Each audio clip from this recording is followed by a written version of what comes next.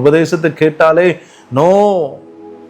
ஆனா செழிப்பு, ஆசீர்வாதம், அப்படி இப்படி பல காரியங்களை சொல்லும் போது ஆண்டவராகிய இயேசு கிறிஸ்துவின் நாமத்தினாலே உங்களை வாழ்த்துகிறேன். அன்பானவர்களே, இன்றைக்கான வார்த்தை யோவான் 8ஆம் அதிகாரம் 43வது வசனம்.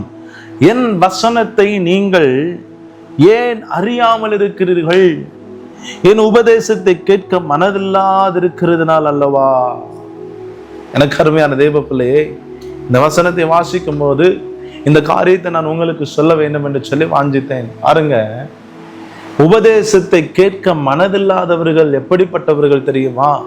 இன்னைக்கு பாருங்க, நிறைய பேருக்கு உபதேசத்தை கேட்பதற்கு மனதில்லாமல் இருப்பார்கள். உபதேசத்தை கேட்டாலே நோ.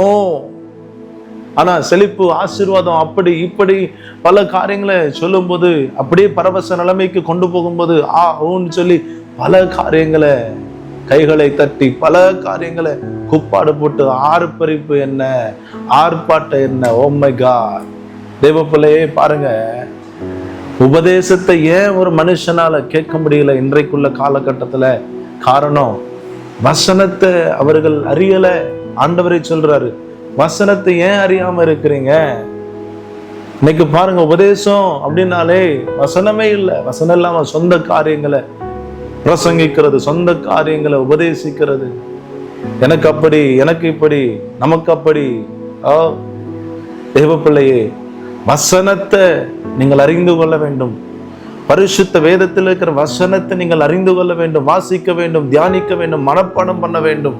அந்த வசனமே, அந்த வசனத்தை நீங்கள் அறிவீர்கள் என்றால் யார் உபதேசித்தாலும் அந்த உபதேசம் உங்களுக்கு ஆரோக்கியமாயிருக்கும். அந்த உபதேசத்துல நீங்கள் நிலைத்திருப்பீர்கள். ஆகவே வசனத்தை கேளுங்க, வசனத்தை வாசியுங்க, வசனத்தை போதியுங்க. அப்படி போதிப்பீர்கள் என்றால் நிச்சயமாகவே இந்த உபதேசம் உங்களை உருவாக்கும். இந்த உபதேசம் உங்களை பயன்படுத்தும். God bless you.